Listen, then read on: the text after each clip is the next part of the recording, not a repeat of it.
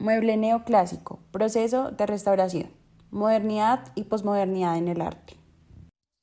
Para realizar un proceso de restauración de mobiliario, se deberá tener en cuenta una investigación racional y consciente del objeto, estudiándolo para realizar la intervención. Es por esto que se analiza detalladamente su contexto histórico con una explicación breve de la época, su fecha aproximada de construcción, involucrando las condiciones sociales, económicas, culturales, arquitectónicas y artísticas de la época.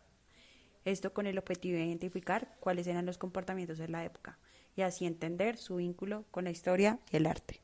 Se deberá entender los materiales empleados para la construcción del mobiliario, reconociendo las partes y la funcionalidad de cada una de ellas. Todo este análisis se realiza con el objetivo de identificar cuáles serían las técnicas adecuadas o más similares a su época de construcción para realizar una restauración consciente, objetiva, racional y sobre todo lo más apegada a su realidad. Sin importar cuál sea el tipo de restauración, se deberá tener un enfoque claro de cuáles son los procesos y procedimientos para realizar la restauración, teniendo una investigación básica y experimental. El periodo neoclásico en el cual está basado el mobiliario se representa por un estilo impartido por María Antonieta, esposa de Luis XVI. María Antonieta se caracterizaba por su vestuario y sus extraordinarios tocados, dando inicio a la fabricación de los tocadores, mueble que servía en su época para arreglar el tocado, es decir, el arreglo de la cabeza. Los tocadores más parecidos a los actuales se fabricaron a finales de las etapas del barroco y el rococó. Su principal uso era para organizar productos y objetos de aseo. Los tocadores con menos características de diseño eran de madera de abeto y los más elegantes de caoba. En el siglo XVII, el tocador era de uso exclusivo para las mujeres de la nobleza. Se comportaba como un objeto característico de la habitación. Incluso llegaba a ser grandes piezas de arte. Posteriormente lo usaron los hombres y a finales del siglo XVIII. Finalmente, resultaron siendo de uso común para la gente, por el cual se abarataron los gastos de producción del mismo. Sus antecedentes los encontramos en el Antiguo Egipto y en Roma. Allí existían unas cajas, cofres, donde guardaban los frascos para cosméticos, perfumes, aceites, maquillaje y espejo. El estilo Luis XVI es uno de los estilos más representativos del movimiento neoclásico. Este estilo se originó antes de que Luis XVI empezara a reinar en 1774. Este movimiento estaba inspirado en las fuentes grecorromanas, columnas, frontones, pórticos y el estilo de mueble neoclásico nace con los muebles pintados de tonos claros. El mobiliario más común de la época se barnizaba y los más finos son chapeados y con marquetería. El movimiento neoclásico se imponía en la decoración, utilizando las incrustaciones y los adornos simétricos. El mobiliario en sí era simétrico, pero casi imperceptible a la vista. Cuando se hablaba de un mueble neoclásico, hablamos de un mueble con tamaño moderado y patas estilizadas con madera como el ébano o la caoba, tapicería en seda con colores suaves con detalles en dorado, delicadas líneas rectas, aunque aún se conservan pequeñas curvas que suavizan el mobiliario para dotarlo de elegancia y armonía, dando como resultado unos muebles ágiles y llenos de gracia y exquisitez, destinados a una vida de sociedad que busca la intimidad y la comodidad. Este arte se apoya en lo primaveral, evocando la sencillez y resaltando la naturalidad del espacio, algo nada teatral e imponente, sino a lo discreto y amortiguado, como parte de un rechazo a lo ostentoso y exagerado del barroco y el rococó.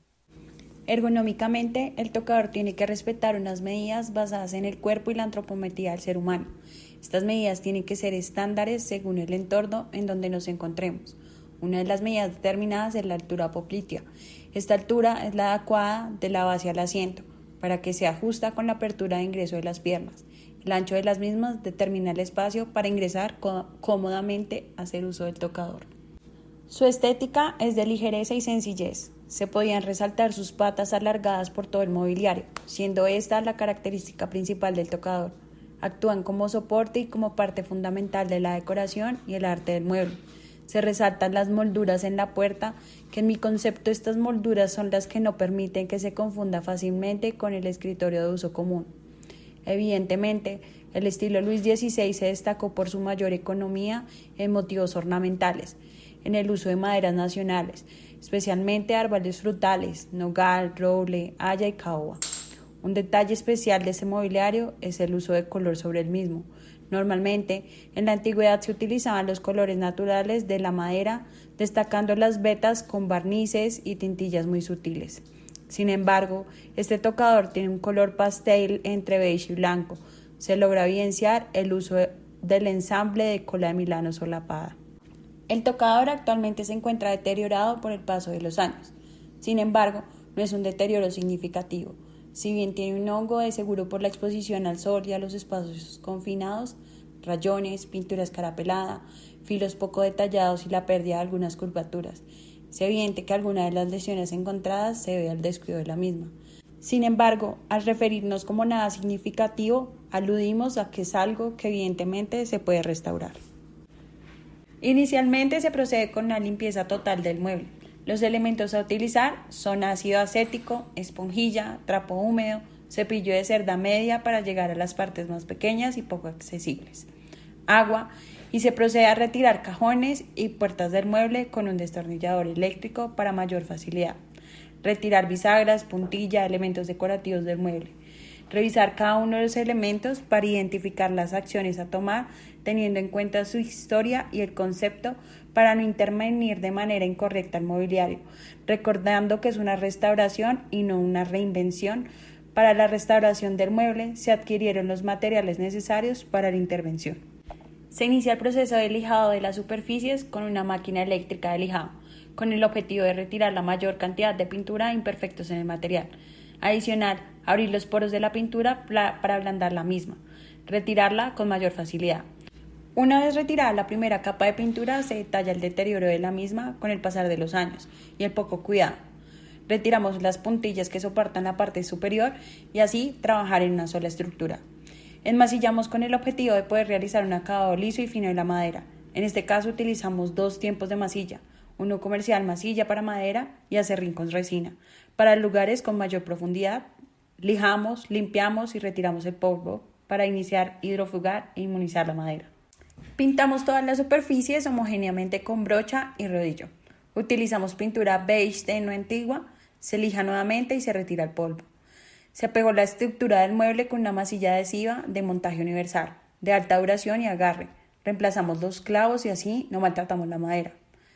Instalamos los herrajes de las puertas, los cajones, sus respectivas bisagras para su correcto funcionamiento. Medimos para que queden con unas medidas exactas. Cabe resaltar que los colores más utilizados en la decoración neoclásica deben ser suaves, tonos neutros como el blanco, crema, marrones y grises. No obstante, y puesto que este estilo permite pinceladas excesivas, se pueden ver también colores llamativos en sus accesorios como el dorado, el negro, el morado y el rojo, combinando los colores neutros con otros más fuertes, consiguiendo un equilibrio y un acabado lujoso. Lijamos todas las superficies para crear un efecto antiguo y moderno. Aplicamos cera transparente incolora a base de ceras naturales para la protección y mantenimiento de soportes decorados con Crea Chalk Paint. Durante la restauración logré interpretar la historia en cada uno de sus pasos. Entendí cómo un objeto puede llevar conceptos arraigados en su color, textura, incluso en su forma. Es entender que no solo la función hace la forma, sino que su historia hace parte de cada una de sus líneas, curvas y detalles que lo hacen único y distinguible. Ser interiorista es entender el concepto y lograr transmitir la historia de cada uno de los objetos que intervienen en el espacio.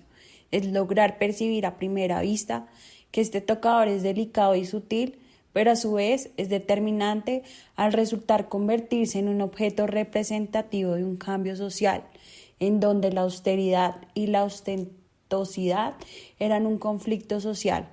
Al pasar del tiempo, lo único que conservamos es la historia y la identidad de los espacios, ya sea la época o las diversas situaciones que surgieron a través de un movimiento o vanguardia. El estilo neoclásico fue el primer esfuerzo consciente de revivir un estilo de forma coherente, entendiendo su entorno y las condiciones sociales, económicas